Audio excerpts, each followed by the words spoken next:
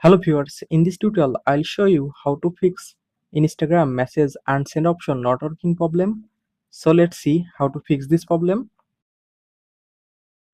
For fixing this problem, first of all go to Play Store and then search Instagram, tap on search app and then search Instagram.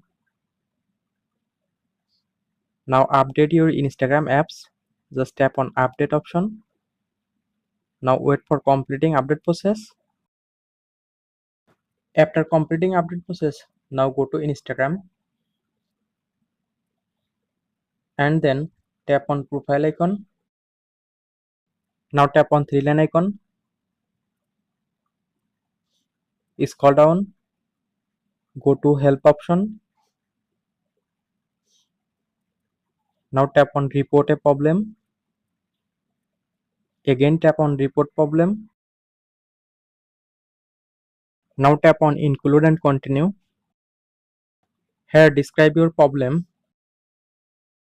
After describe your issue, now send your report. Just tap on send.